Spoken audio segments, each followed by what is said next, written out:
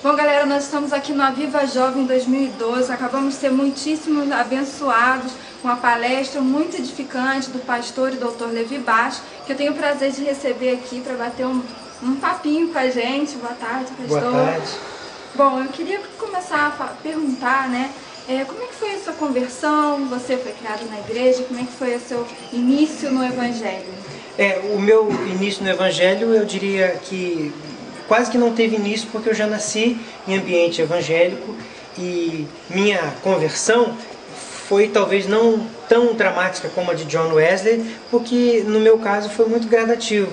Como eu fui educado num ambiente de forte influência evangélica, os meus pais eram crentes, então comigo foi cada dia mais e mais eu me percebendo como alguém de fato chamado por Deus, e chegou uma hora em que eu já tinha claro, essa é a minha, o sentido para a minha vida, eu quero tocar a minha vida por isso aqui.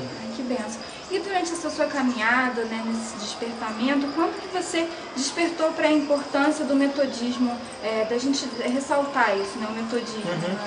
Como eu falei, eu venho de um ambiente familiar evangélico, meu pai, ele se converteu com a pregação de um pregador itinerante metodista, e eu já fui também durante algum tempo até batista, embaixador do rei, porque na cidade onde nós nos transferimos para o Rio de Janeiro não tinha outra igreja metodista e a gente foi para a igreja batista. Mas a minha identificação com a igreja metodista foi também muito nessa direção. Cada dia eu fui percebendo o quanto era fascinante a dedicação, a paixão que os primeiros metodistas tiveram pelo Evangelho, pelas pessoas, as grandes preocupações que eu via, que é isso mesmo que eu acho que é importante no Evangelho, uma espiritualidade viva, mas ao mesmo tempo uma grande preocupação com os grandes problemas do nosso tempo, essa combinação, realidade social com fé, espiritualidade, eu vi no metodismo então uma coisa que me fascinava. Como eu falei na minha palestra, eu não me identifico, não me sinto, não consigo me ver em outra igreja, senão na igreja metodista, por causa dessa combinação. Isso acaba sendo uma experiência pessoal, né? O senhor falou também sobre experiências renovadoras, que é importante nós termos as nossas experiências pessoais. Gostaria que você citasse alguma que tenha te marcado, que tenha sido importante assim, na sua caminhada.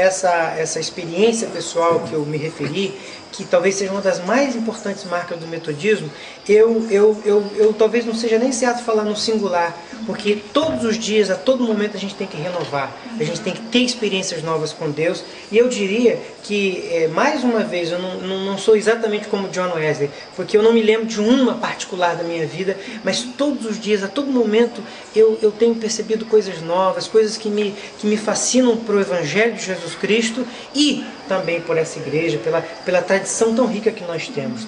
Todo dia é a oportunidade da gente ter uma experiência renovadora com Deus, experiência que nos torne mais conscientes do grande amor de Deus e do grande desafio que é testemunhar esse grande amor para todas as pessoas. Amém.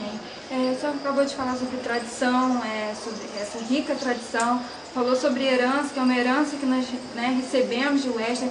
Eu queria que você falasse um pouquinho sobre essa conexão do mundo de Wesley com a nossa realidade de hoje. São mundos que são diferentes, mas eu diria que tem algumas identidades muito grandes. O Wesley e os primeiros metodistas viveram numa realidade de muita injustiça social, de muito pouca preocupação com as coisas de Deus. A igreja anglicana vivia uma crise muito grande e os metodistas, liderados por John Wesley naquela época, perceberam, não, pera lá, a igreja precisa de renovação, a nação precisa de transformação. Nesse sentido, eu diria que o nosso tempo não podia ser mais desafiador, mais fecundo. Nosso país é um país que precisa de profundas mudanças.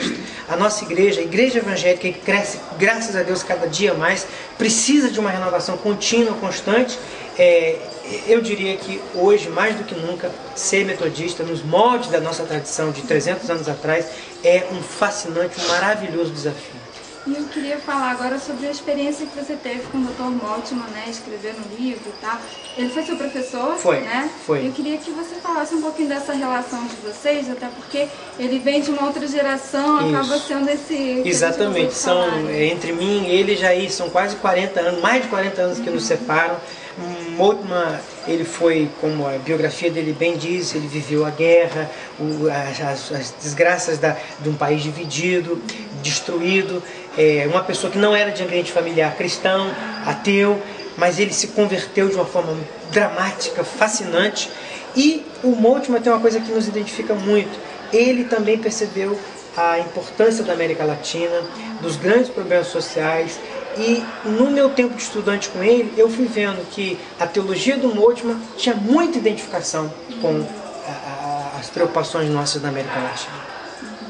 Beleza. E pra gente finalizar aqui, queria que você comentasse um pouquinho da sua experiência na Alemanha. Que, né, teve ele como professor. Isso. Eu fui estudante na Alemanha, fui intercambista, estudei lá 2 anos e a essa época eu tive a oportunidade de estudar com o Jürgen Moltmann. Foi quando a amizade se fundou. Depois, muitos anos depois já, presbítero da Igreja Metodista, casado, eu fui missionário na Alemanha. E nesse tempo de missionário, a minha amizade com o professor Moltmann se aprofundou e daí vieram 2 visitas ao Brasil que eu mediei e os livros que eu escrevi junto com ele. Inclusive agora a Viva Jovem vai ter uma notícia que Ninguém Sabe, só eu e Moltmann, e no ano que vem está para ser publicado um outro livro meu e dele.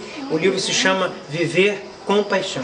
Que benção. Pode lançar no próximo avião. Com certeza, seria um prazer. Pastor, eu quero agradecer imensamente a sua participação aqui, a sua entrevista, a sua palestra, que foi maravilhosa. Que Deus continue te abençoando e te usando na nossa geração. Muito obrigado. Eu agradeço. O fato de ter vindo aqui hoje me enriqueceu imensamente. Meu coração é wesleyano, nossa família é wesleyana. Eu me sinto em casa aqui. Que Deus abençoe vocês. Amém. Muito obrigado. Obrigada.